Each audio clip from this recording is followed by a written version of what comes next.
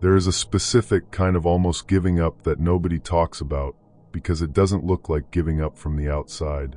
It doesn't have a dramatic moment. There's no outburst, no decision, no conversation where you tell someone what you've been feeling. It's quieter than that. It lives in the space between going to sleep and falling asleep. In the moment when you catch yourself starting to mentally reorganize your life around not having the thing, when you begin just a little, just experimentally, to imagine what it would feel like to simply stop hoping. Not because you've decided to stop, but because the hoping has been so long and so quiet and so little acknowledged by anything in your external circumstances that you have started to wonder, in the most private and carefully contained way, whether you have been telling yourself a story that was never going to be true. You haven't been telling yourself a story. And the wondering, the quiet, private, 2 a.m. variety of wondering whether you've been fooling yourself, is not evidence that you have. It is evidence that you are human, and that you have been carrying something genuinely heavy for a genuinely long time, and that the weight of it has accumulated to the point where the question has to be asked. Not because the answer is yes, but because asking it is the only honest thing to do when hope has been held that long without visible confirmation. So let me give you the confirmation, the visible kind, the kind that lands in the specific, practical, grounded terms of what is actually happening right now in the energetic architecture of your life. Underneath the stillness, underneath the silence, underneath the everything looks the same surface that has been making you wonder if anything is ever going to change. It is changing, right now, whether you can feel it or not, whether the evidence has arrived in your visible circumstances yet or not. The changing has already begun. The deception of this specific moment in your journey is that it looks like nothing is happening. Everything appears to be in the same position it was in before. The same external circumstances, the same absence of the thing you have been waiting for, the same daily reality that feels, when examined honestly, like a holding pattern rather than a trajectory. The stillness has been so consistent and so complete that it has started to feel like evidence. Like the universe's way of quietly confirming that what you've been hoping for is not actually coming, and the stillness has just been the long, careful way of delivering that information, so you can eventually gently adjust your expectations. That is not what the stillness means. And the gap between what the stillness looks like from the inside and what it actually represents is the specific, consequential place where people give up at the exact wrong moment, where they reach for the contraction, the shrinking of hope, the protective reorganization around not having, just as the thing they've been waiting for has finally completed its preparation and is beginning its approach. Because here is what the universe does not do. It does not announce its movements before they arrive. It does not send a preview.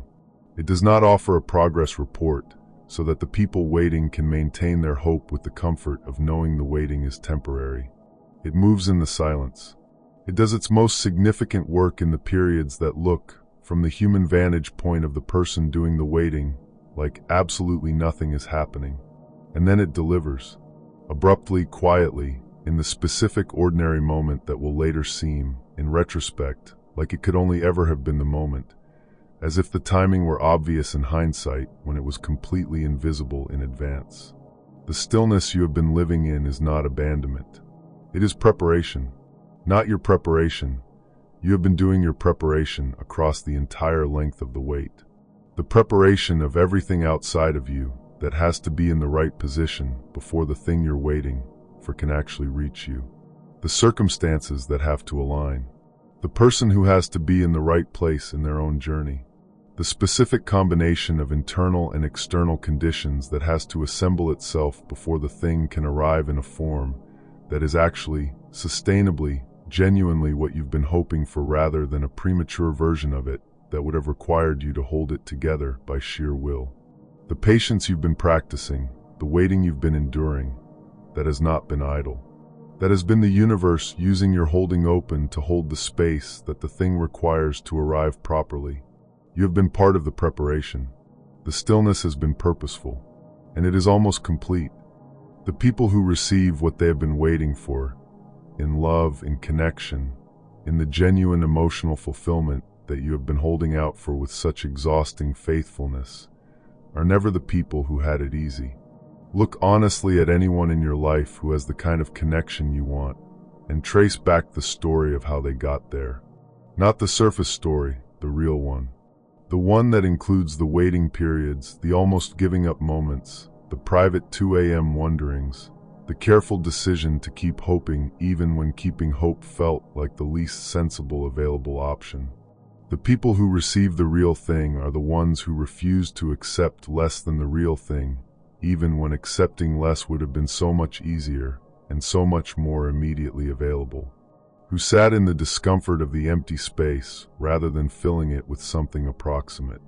Who held their standard even when holding it made them look, from the outside, like they were being too picky, too particular, too unwilling to be realistic about what is actually available. Who kept going through the silence. That is you. That specific quality of refusal, the quiet, non-dramatic, daily practiced refusal to accept less than what you know your heart is genuinely capable of receiving, is yours. It is not stubbornness. It is not idealism. It is the specific, hard-won knowledge of someone who knows what genuine connection feels like and refuses to permanently settle for the version that requires you to pretend the difference doesn't exist. That knowing is rare. The willingness to honor it across an extended period of waiting, at the cost of the easier and more immediately available thing, is rarer still. And the universe, which operates on the principle of genuine resonance, of matching what is on the inside with what arrives from the outside, responds to that quality of knowing and honoring with the specific thing that the knowing and the honoring deserve. Which is the real thing, the version that doesn't require you to manage the difference between what you have and what you hoped for. Your patience is not going unrewarded. Your faithfulness to what you know is not being ignored. The universe is not overlooking you. It is preparing what you are owed. The last several days have been carrying an intensity that you may have felt without fully understanding what you were feeling. A quality of movement in the emotional and energetic atmosphere of your life that has been more present than usual. Something shifting, releasing, being confronted and released, being aligned and opened. You have been inside that movement, whether you experienced it as movement or as more of the same stillness. Because movement in the kind of energetic shift that has been occurring does not always feel like motion from the inside of it. Sometimes it feels like pressure without clear cause, like emotion that is slightly out of proportion to its apparent trigger, like the particular quality of tiredness that comes not from doing too much, but from something in you that has been releasing its grip on something it has been holding for a long time. If you have felt any of that, the inexplicable emotion, the pressure without clear external cause, the specific quality of exhaustion that feels like it comes from inside rather than from the surface demands of your days, that was not a sign that things are getting worse. That was the feeling of things actually moving, of the energetic preparation reaching a phase that produces felt effects even when the visible evidence has not yet appeared.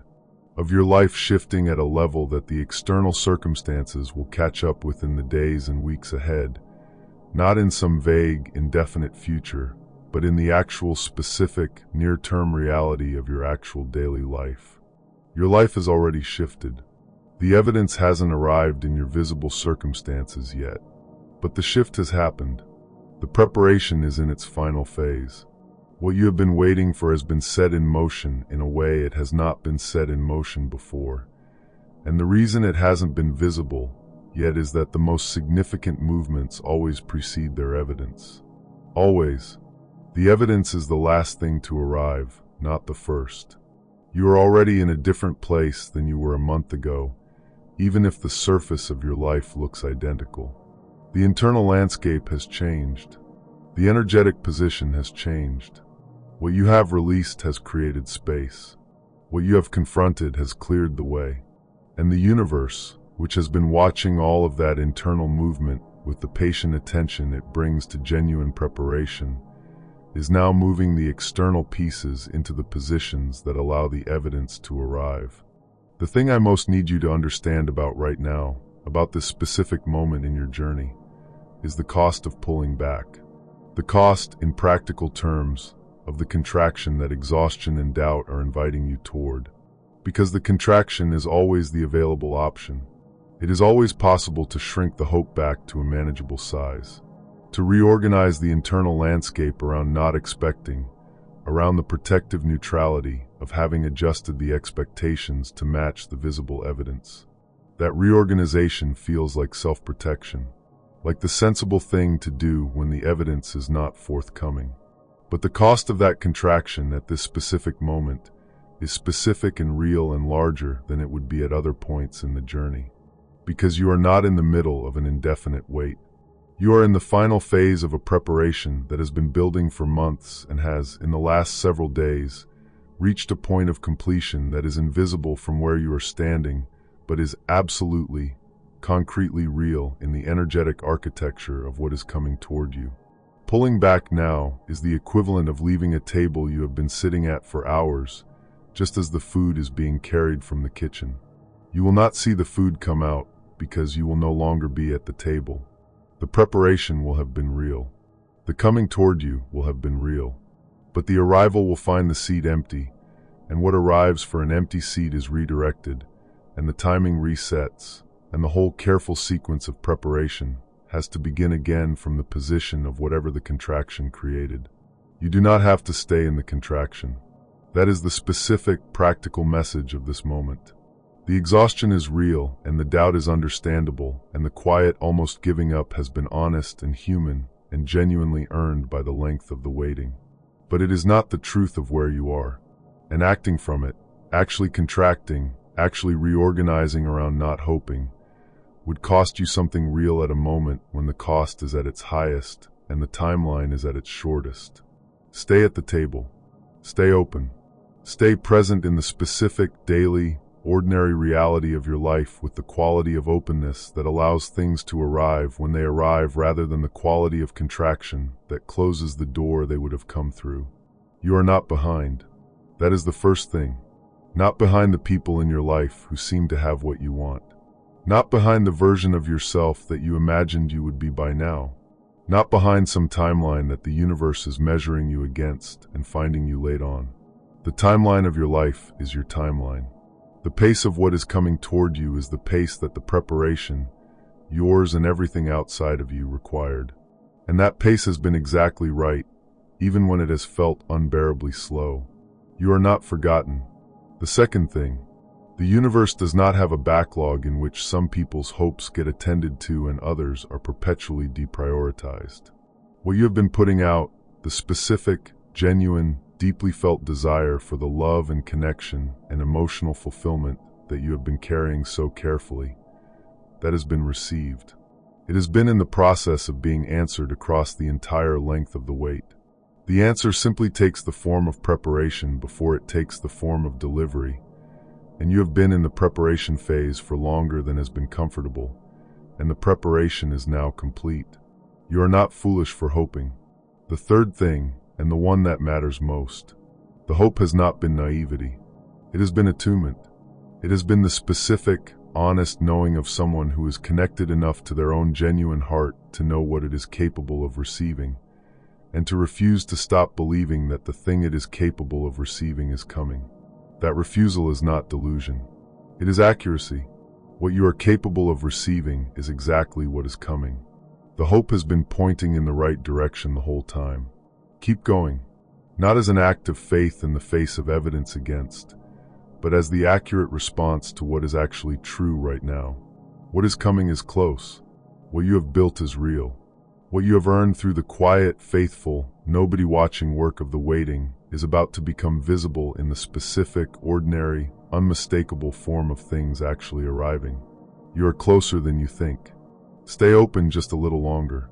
The stillness is ending. The evidence is on its way. And when it arrives, when the conversation happens, or the person appears, or the feeling of genuine receiving finally lands with the full, undeniable weight of something that has been moving toward you for a long time, remember this moment. Remember the almost giving up and the choosing not to.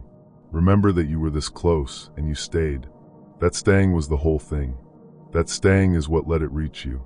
Keep going. You're almost there.